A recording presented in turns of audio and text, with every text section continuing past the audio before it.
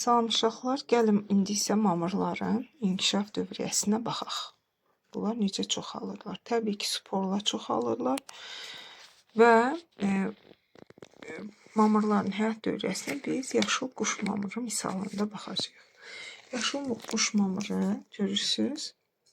Bu dişi yaşıl quş mamırı və erkək yaşıl quş mamırının şəklidir. Baxın, bu erkək bitkidir. Bu ikisi isə qutucuq olan. Bunlar dişi bitkilərdir. Görürsünüz, bu hissə yaşıl rəngli yarpaqçıqlarından örtülüdür, amma yuxarı hissə qonur rənglidir. Bu hissə avtotrof qidalanır, yəni fotosintez edə bilir. Ancaq bu hissə fotosintez edə bilmir. Yəni hazır üzv maddə ilə qidalanır. Aşağı hissədən alır bütün qida maddələrini. Gəlin həyat dövriyyəsinə baxaq. Bu dişi bitkidir, baxın. Bu isə erkək bitkidir. Bunlar həmişə yanaşı bitirlər. Təbii ki, dişi bitkidə yumurta hüceyrə əmələ gəlir, erkək bitkidə spermatozoidlər əmələ gəlir. Yəni erkək cinsi hüceyrələr əmələ gəlir. Bunlarda da spermatozoid deyirik, çünki qamçısı var, susuz hərəkət eləyə bilmir. Ona görə sulu mühitdə bunlar bitirlər. Hətta sfaqnum mamırı yaşadığı yeri bataqlığa çevirir. Bu haqda biz məlumat almışıq aşağı siniflərdə də. Deməli, yumurta hüceyrəyə bir damcı su ilə spermatozoidlər daxil olur və mayalanma baş verir. Burada tam aydın görsənir, böyüdülmüş şəkildə. Dedik ki, anterid erkək cinsi hüceyrələrin əmələ gəldiyi orqandır, arxigoni dişi cinsi hüceyrələrin əmələ gəldiyi orqandır. Spermatozoidlər qamçılarla hərəkət eləyərək daxil olur yumurta hüceyrəyə və onu mayalandırır. Bundan sonra ziqot əmələ gəlir. Ziqotdan dişi bitkinin üzərində, baxın, bu cür uzun ayaqcıq, sonra isə belə qutucuq əmələ gəlir. Qutucuqda sporlar yetişir. Sporlar yetişəndə qutucuğun qapağı bu şəkildə açılır, partlayır və sporlar ətrafa dağılır. Münbit torpağa düşdükdə onun ilk cücərti protonema əmələ gəlir. Və bu yosunlara oxşuyur. Buna da deyirik ki, mamırlar öz başlanğıcını yosunlardan almışdır. Görürsünüz, üzərində qabarcıqlar əmələ gəlir. Bunlar tumurcuqlardır. Bu tumurcuqların hər birindən erkək və dişi bitkilər, cavan bitkilər əmələ gəlir və yenə də onlarda da cinsi hüceyrələr əmələ gəlir. Sonra həyat dövriyyəsi beləliklə davam edir. Salam uşaqlar, indi isə gəlin qıcı kimlərin həyat dövriyyəsi ilə tanış olaq. Bu erkək qıcı bitkisidir. Erkək qıcı bitkisinin yarpaqlarının altında baxırsınız, qonur qabarcıqlar əmələ gəlir. Bu qabarcıqlar sporangilər adlanır. Sporangilər içərisində təbii ki, sporlar yetişir. Bu bir sporanginin quruluşudur. Baxın, buradakı şəkildəki bir sporanginin böyüdülmüş quruluşudur. Burada görürsünüz, bu hissələrdə sanki otaqlar var. Burada sporlar yetişir. Sporlar yetişəndə bax belə çatlayır və bu sporlar hər biri küləklə ətrafa yayılır. Əgər münbit torpağa düşərsə, bu cür ürək şəklində ilk cücərtisini əmələ gətirir. Bir spordan bu cür cücərti əmələ gəlir. Bunlar rizoidlərlə torpağa yapışır və torpaqdan suyu qəbul eləyir. Yaşıl rəngli olduğu üçün burada avtotrof qidalanaraq özü öz qidasını hazırlaya bilir. Yəni fotosintez edir. Və bu protalın üzərində erkək cinsi orqan və dişi cinsi orqan əmələ gəlir. Burada da təbii ki, cinsi hüceyrələr yetişir. Erkək cinsi orqan deməli adlanır anteridi, dişi cinsi orqan adlanır arxigoni. Baxırsınız, bir protalın içərisində hər iki cinsi orqan var. Deməli, iki cinsiyyətlidir protal. Bunların erkək cinsi hüceyrələri spermatozoid adlanır. Çünki qamçıları var, hərəkət edə bilərlər. Ancaq necə bir mühitdə? Sulu bir mühitdə. Mayalanma üçün bir damcı su, bir yağış damcısı kifayətdir. Bir damcı su ilə gəlir dişi cinsi hüceyrə, yumurta hüceyrə mayalayır. Baxın, bu yumurta hüceyrənin böyüdülmüş quruluşudur. qamçısı ilə hərəkət edərək gəlir, buradan keçir, mayalanır, zigot əmələ gəlir. Mayalanmış yumurta hüceyrə nə adlanır? Zigot. Ziqotdan isə baxırsınız, cavan bitki inkişaf edir və sonra yetkin bitkiyə çevrilir.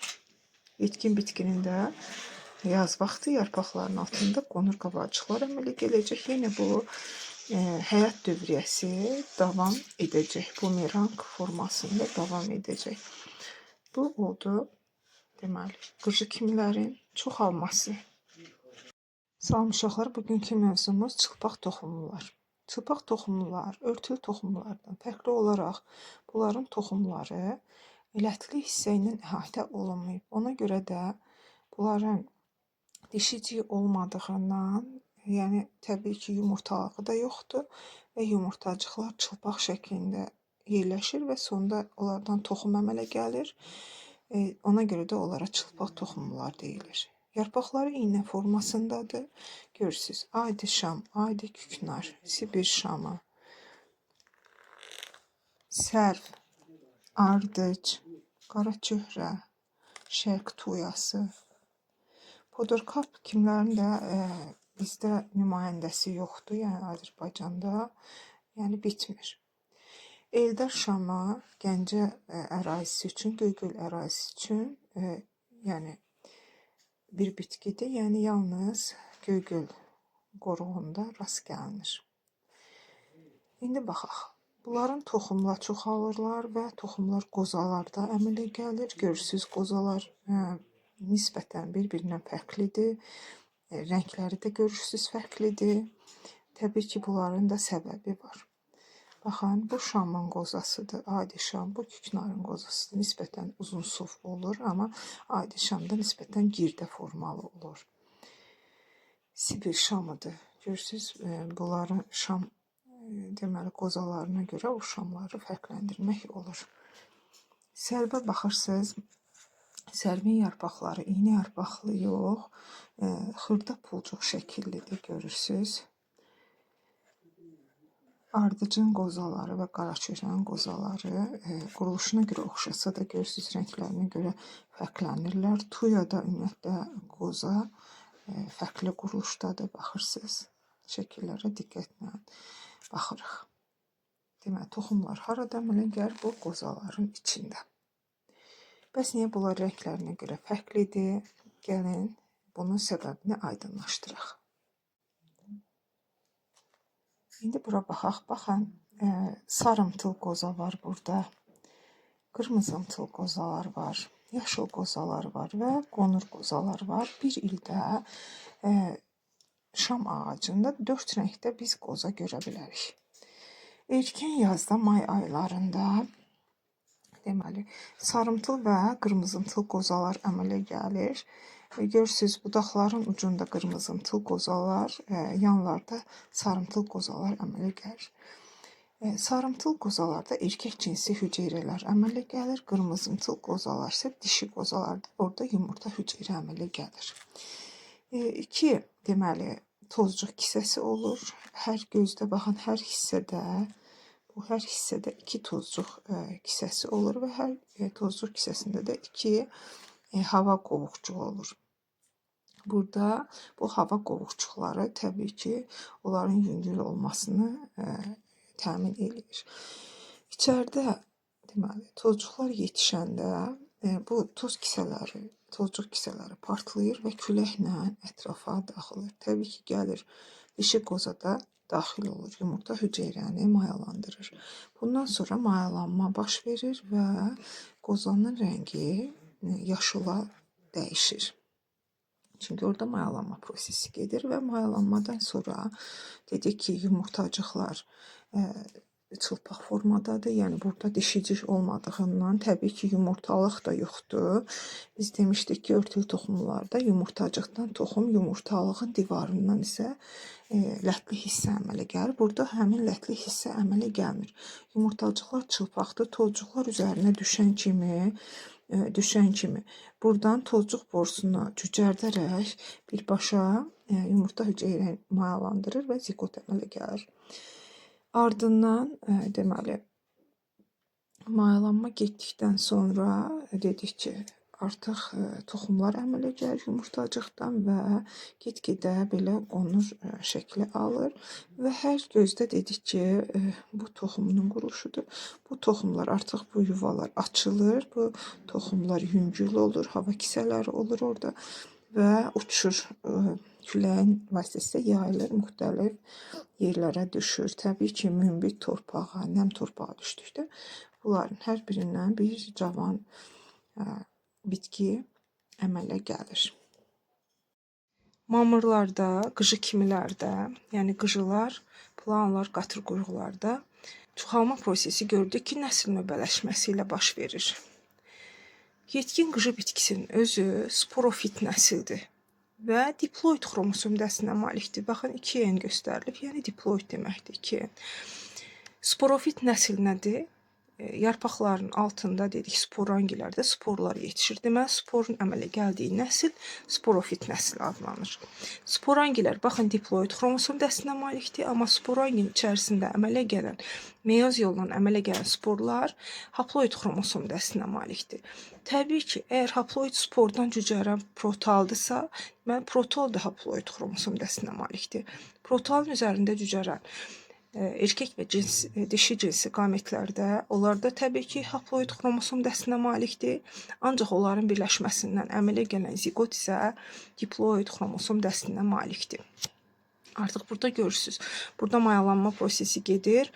Haploid xromosom dəstli spermatozoid gəlir, haploid xromosom dəstli yumurta hüceyrələri mayalır və diploid xromosom dəstli zigot əmələ gəlir. Diploid xromosom dəstli zigotdan isə deməli yetkin qıcı bitkisi inkişaf edir. Cavan bitki inkişaf edir. Görürsünüz ki, cavan bitki də diploid xromosom dəstinə malik olur. Deməli, burada nə deyirik? Sporofit nəsil üstünlük təşkil edir deyirik. Nəyə görə? Çünki sporofit nəsildən gametofit nəsil əmələ gəlir. Nəsil növbələşməsi bu şəkildə gedir. Ona görə deyirik ki, erkək qıcı bitkisinin özü sporofit nəsildir. Burada sporofit nəsil üstünlük təşkil edir. Protal isə gametofit nəsildir. Çünki erkək və dişi cinsi hüceyrələr protalın üzərində əmələ gəlir.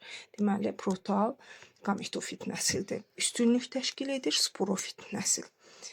Çünki sporofit nəsildən gametofit nəsil əmələ gəlir. Ümumiyyətlə, bütün bitkilərdə sporofit nəsil üstünlük təşkil edir. Gametofit nəsil ondan əmələ gəlir. Təkcə mamırlardan başqa. Mamırlarda isə gametofit nəsil üstünlük təşkil edir. Ona görə mamırlar kör şaxədir. İndi isə mamır bitkisinə baxaq. Dedik ki, yaşıl quş mamırı misalında dedik ki, erkəyi ayrıdır, dişisi ayrı və erkək bitki üzərində erkək cinsi hüceyrələr, dişi bitki üzərində dişi cinsi hüceyrələr əmələ gəlir. Deməli, dişi cinsi hüceyrələr haploid xromosom dəstinə malik olacaq, çünki bitkinin özü haploiddir. Erkək cinsi hüceyrələr də yenə də haploid xromosom dəstinə malik, deməli, erkək bitki də haploid xromosom dəstinə malikdir və gametofit nəsil üstünlük təşkil edir. Çünki sonra görəcəyik ki, gametofit nəsildən sporofit nəsil əmələ gəlir. Deməli, gametofit nəsil üstünlük təşkil edir. Burada cinsi hüceyrələr əmələ gəldi, yetkin fərdin üzərində. Sonra su vasitəsilə mayalanma prosesi getdi. N plus N, 2N, yəni 2N xromosom dəstli zigot əmələ gəldi. Zigotdan əmələ gələn uzun ayaqcıqda, qutucuqda təbii ki, 2N xromosom dəstinə malik olacaq. Amma qutucuğun içərisində əmələ gələn, meyoz prosesinə əmələ gələn sporlar isə təbii ki, N xromosom dəstinə, yəni haploid xromosom dəstinə malik olacaq. Demək ki, ondan cücərən ilk cücərti protonema haploid xromosom dəstinə malik olacaq. Təbii ki, orada protonema üzərində əmələ gələn tumorcuqlar sonra yaşıl quş mamırının yetkin fərdinə çevrilir. Təbii ki, onlar da haploid xromosom dəstinə malik olacaq. Dedik ki, mamırlar kör şaxədir, heç bir bitkiyə başlanğıc verməyib. Yəni, bütün bitkilərdə sporofit nəsil üstünlük təşkil eləyir, təkcə mamırlardan başqa. Mamırlarda gördük ki, gametofit nəsil üstünlük təşkil eləyir. Yəni, gametofitdən sporofit nəsil əmələ gəlir. Gametofitin üzərində əmələ gəlir sporofit nəsil. Məsələn, bu bitkini iki hissəyə böləsi olsaq, aşağı hissə gametofit nəsildir. Sonra gametofitin üzərində sporofit nəsil, yəni uzun ayaqçıq və qutucuq əmələ gəlir. Yəni bu uzun ayaqçıq və qutucuq fotosintez etmir. Aşağı hissənin hesabına qidalanır, deməli ondan asılı olur.